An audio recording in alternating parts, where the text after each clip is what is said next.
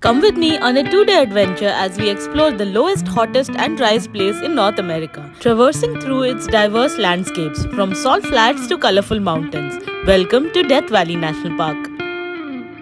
Also, don't forget to like this video and subscribe to my channel for more such content. Hey everyone, this is Minakshi from Backpacking with My Lens and I'm back with another national park itinerary. We recently ticked off our 9th national park in the US and I'm excited to share more details about it. We began our journey from Las Vegas as that was the closest airport to this national park, booked a car from Avis and headed towards this national park. On the way to the park, we stopped by McDonald's for breakfast and got our national park essentials from a grocery store nearby. It was a fun 2-hour drive from the airport filled with scenic beauty. If you have limited time, you can also do a quick day trip covering all the top spots in the park and come back. No special permit or timed entry is required to enter this national park, but you will require a day pass or an America the Beautiful pass to enter the park. If you don't have one, you can buy a day pass at the Furnace Creek Visitor Center for $30.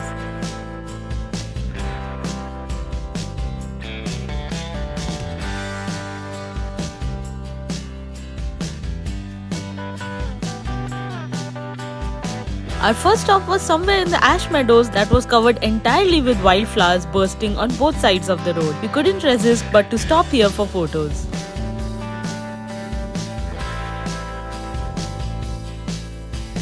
Next was a mandatory stop at the National Park signboard to take pictures. This board might not show up on your Google Maps, but I can confirm there's one right before the Death Valley Junction.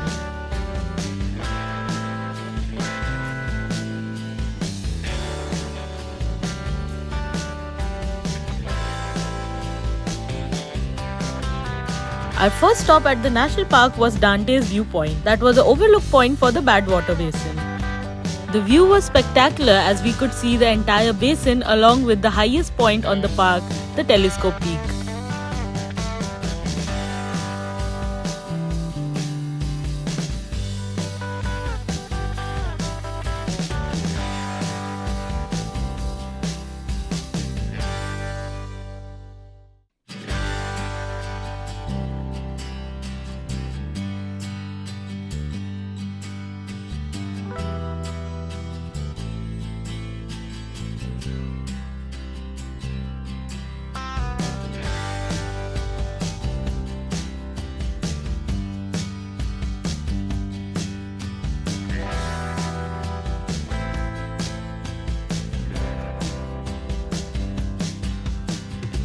Next, we headed to Zabriskie Point where the golden wavy mountains of the Badlands captivated our senses.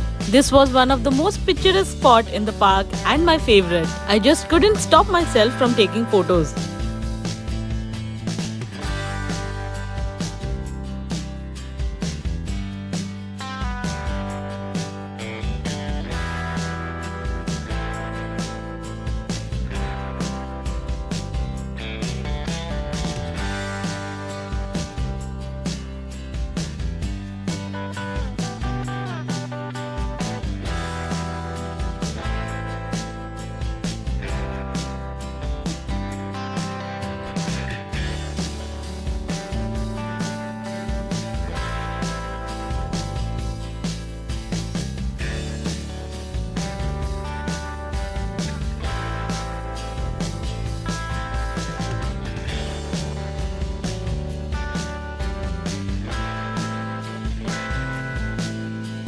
We stopped by the visitor center to purchase our day pass and freshen up.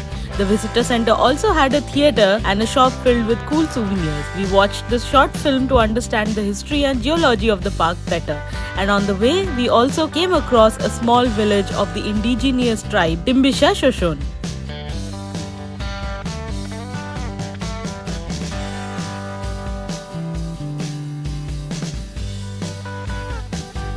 Our next stop gave us a glimpse of the park's mining history. We explored the rusted machinery and weathered buildings of the Harmony Borax Works Company.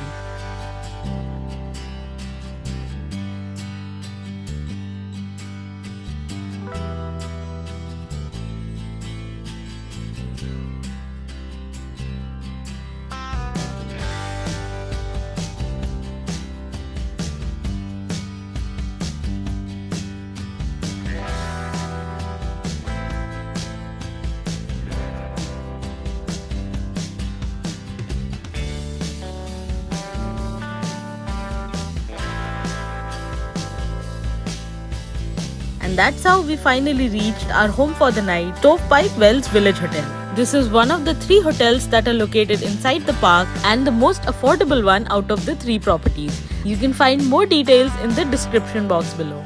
Our final stop for the day was Mesquite Flat Sand Dunes, a 4-minute drive from our hotel that was the perfect spot to watch a breathtaking sunset.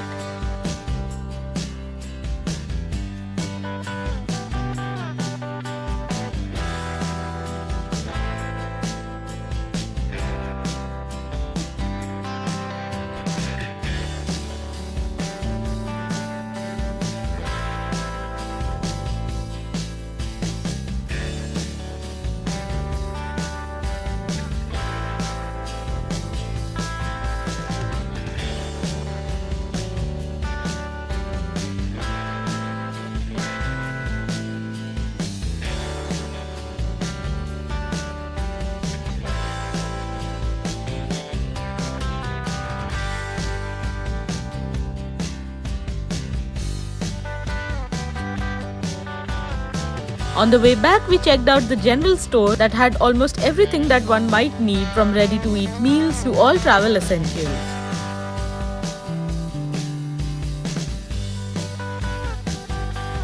And that's how we concluded our first day at Death Valley National Park. On day 2, we went out for an early morning stroll. The temperature was soothing and the sunshine felt good. I was also able to spot some native birds, from phoebes to grackles, and watch them doing their thing for a while.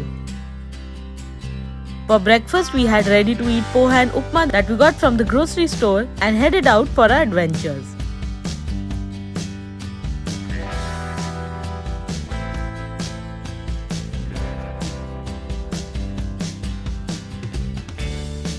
On our second day in the national park, we were exploring all the remaining iconic spots. Our first stop was an otherworldly landscape known as the Devil's Golf Course, a salt pan that resembles a lunar landscape. This place gets its name from a 1934 National Park Service guidebook where the author said only the devil could play golf in this harsh terrain.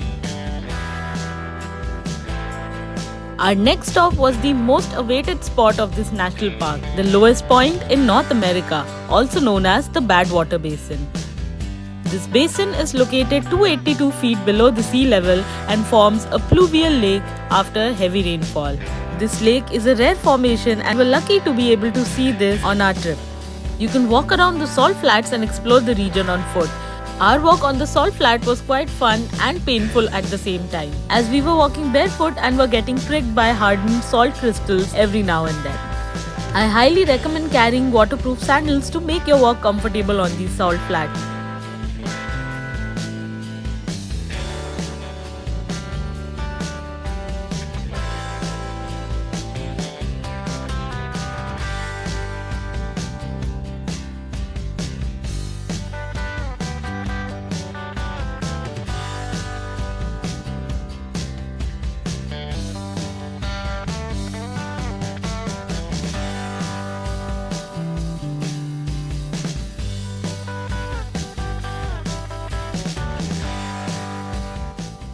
Next, we drove around the scenic Artist Drive that was also the last spot of our journey. Every turn brought a different landscape that was painted beautifully in various colors of nature. These colors are a result of mineral deposits that paint these rocky canvases of Death Valley National Park in hues of pink, green and orange. And that's how we concluded our 2-day adventure at Death Valley National Park. You can check out my blog post where I share more details about my trip along with the budget and some important links that will come handy while planning your trip. The link is in the description box below. If you liked this video, do give it a thumbs up and don't forget to subscribe to my channel for more such content.